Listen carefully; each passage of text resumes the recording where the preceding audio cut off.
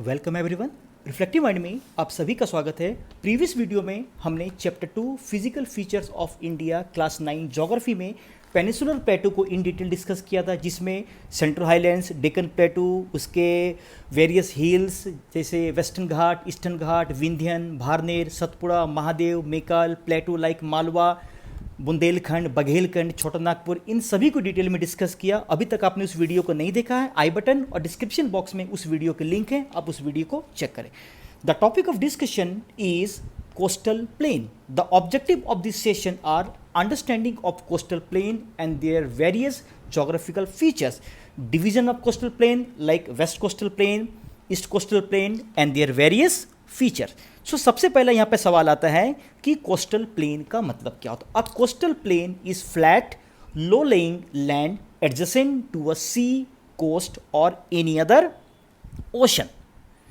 So coastal plain, the peninsular plateau is flanked by stretch of narrow coastal strip running along the Arabian Sea on the west and Bay of Bengal on the east. अगर आप इस image को देखें बच्चे, तो इस image में हमें पेनिसुलर प्लेटू के वेस्टर्न पार्ट में और पेनिसुलर प्लेटू के हमें ईस्टर्न पार्ट में, पेनिसुलर प्लेटू के ईस्टर्न नैरो मार्जिन में नॉर्थ से साउथ की ओर और वेस्टर्न मार्जिन में नॉर्थ से साउथ की ओर हमें कोस्टल प्लेन का एक नैरो स्ट्रेच दिखता है, जिसके अलग अलग ज्योग्राफिकल नेम हैं। अभी करेंगे हम थोड़ी देर में डिटेल में।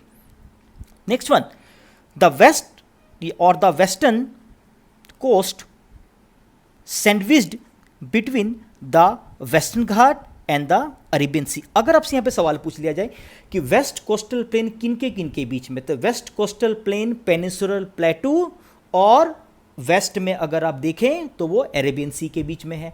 लेकिन अगर ईस्ट कोस्टल प्लेन की बात करें तो वो अगर बोलें कि वो वेस्ट में पेनिसुलर प्लेटू और ईस्ट में बे ऑफ बंगाल के बीच में पड़ता है। The western coast sandwiched between the Western Ghat, आप वेस्टर्न घाट भी बोल सकते हैं, पेनिसुलर प्लेटू भी बोल सकते हैं। वेस्टर्न घाट के बीच में और अरेबियन सी के बीच में क्या पड़ रहा है?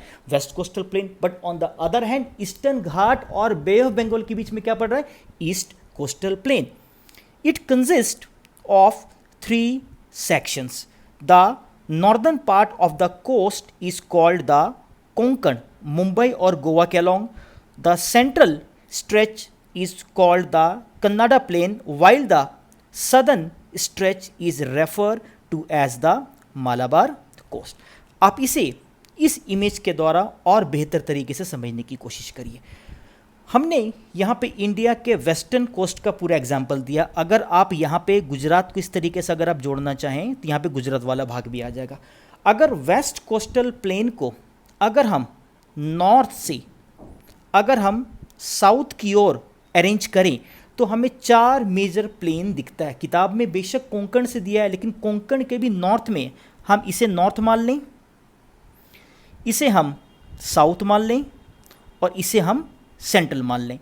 तो वेस्ट कोस्टल प्लेन में जो सबसे नॉर्थ है उसे बोलते हैं Gujarat plane.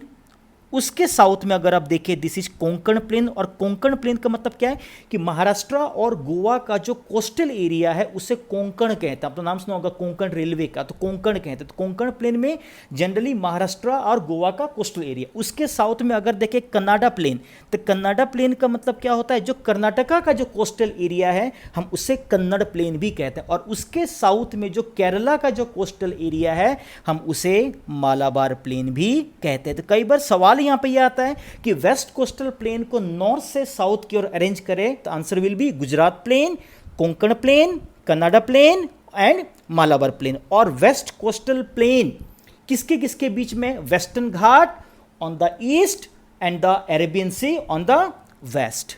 Next one is east coastal plain. The plain along the Bay of Bengal are wide and level. अगर आपसे यहाँ पे सवाल पूछ लिया जाए कि ईस्ट कोस्टल प्लेन वाइडर है या west coastal plain wider, your answer will be east coastal plain wider.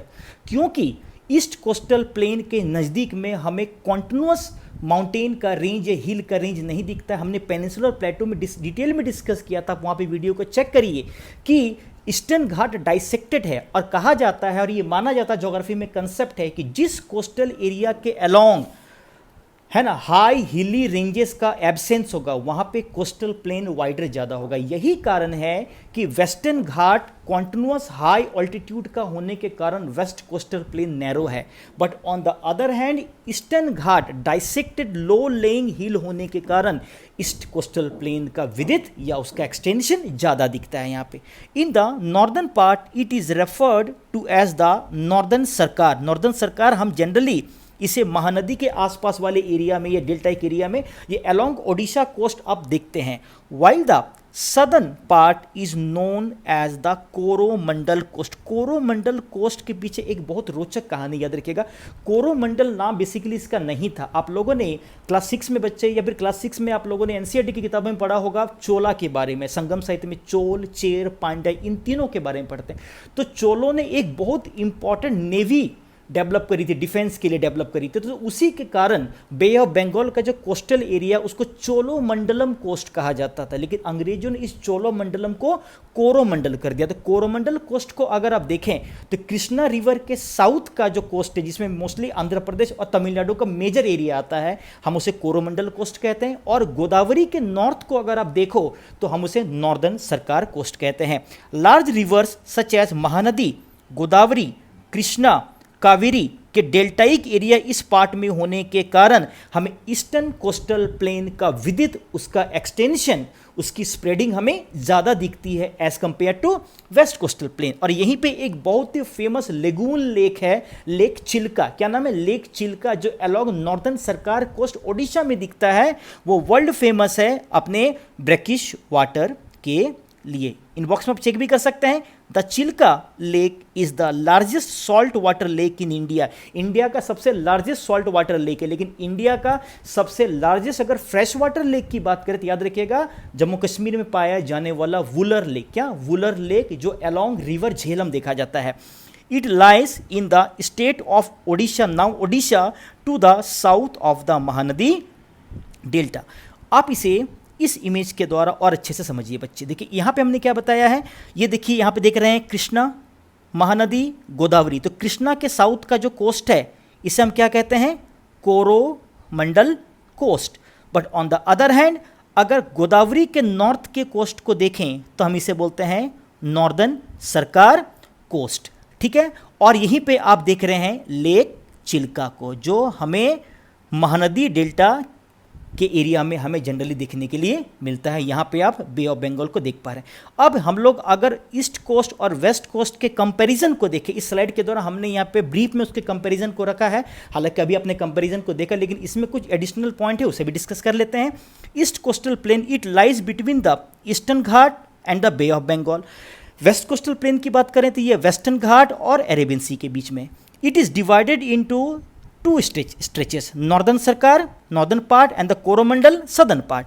यहाँ पे 3 दिखता है। अगर आप देखें तो कोंकण के नॉर्थ में गुजरात प्लेन को भी शामिल कर ले तो 4 हो जाएगा, then Kannada, then Malabar.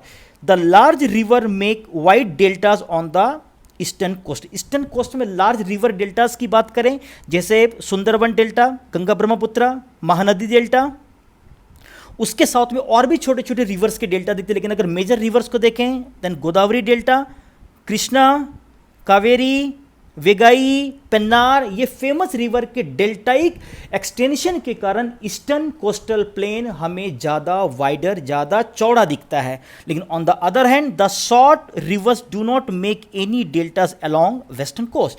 The east coast plain is formed by fine alluvial soil and is fertile specially in the deltaic region. East coastal plain में चूंकि डेल्टाइक रिवर के कारण, यार आप बोल सकते हैं कि मोस्ट ऑफ द रिवर के डेल्टाइक फीचर के कारण वहां पे वास्ट एलुवियल ट्रैक्ट मिलता है। और आपको पता है बच्चे कि alluvial tract world famous for paddy, world famous for jute, world famous for other agricultural crops. इसीलिए ईस्ट कोस्टल प्लेन का हमें एग्रीकल्चरल इंपॉर्टेंस ज़्यादा दिखता है, क्योंकि उसको वहां पे इस प्रकार के सॉइल है। इस कारण से ईस्ट कोस्टल प्लेन में वेस्ट कोस्टल प्लेन के कंपैरिजन में हमें एग्रीकल्चरल एक्टिविटी ज़्यादा इंटेंसिफाई दिखती है। But on the other hand west coastal plain की बात करें, west coastal plain is formed by coarse grained soil, it is infertile and agriculturally not prosperous except in the Malabar coast. अगर आप waste coastal plain को देखें तो west coastal plain में अगर मालाबार को छोड़ दें जहां पे एग्रीकल्चर होता हुआ दिखता, आप देखिए महाराष्ट्र को देखिए, गोवा को देखिए, कर्नाटका को देखिए,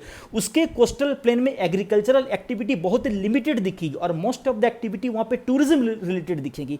लेकिन केरला के कोस्ट में फाइन ग्रेन एलुवियल सॉइल के प्रेजेंस के कारण वहां पे हमें एग्रीकल्चरल एक्टिविटी होते हुए दिखती है। तो इस डिस्कशन में हमने कोस्टल प्लेन को ब्रीफली यहाँ पे इंट्रोड्यूस किया इमेज के साथ, डायग्राम के साथ, और वेस्ट कोस्टल प्लेन और इस कोस्टल प्लेन के बीच में हमने कंपैरिजन को भी सामने रखा। आई होप कोस्टल प्लेन के बारे में आपकी एक बेहतर बेसिक अंडरस्टैंडिंग इस वीडियो के द्वारा जरूर बन पाई होगी। फिर भी किसी प्रकार के डाउट अगर आते हैं, क्वेश्चन आते हैं, तो आप उसे अपने कमेंट बॉक्स में रखें। मैं सभी कमेंट के आंसर करने की पूरी कोशिश करूंगा। Thank you so much.